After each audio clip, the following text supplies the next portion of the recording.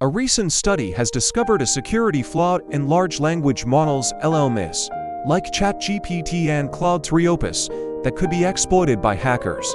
The technique, known as many-shot jailbreaking, can trick these models into generating harmful content.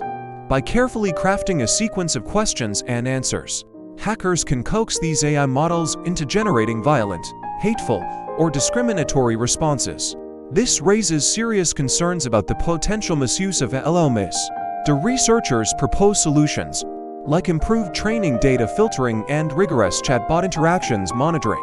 This discovery stresses the importance of AI safety and security. As we continue to embrace the advancements in this technology, stay connected with our AI discoveries by subscribing to AI Stream channel. Hit the subscribe button, enable notifications, and keep up with the latest in AI. Thanks for watching. More updates coming soon. Defaults.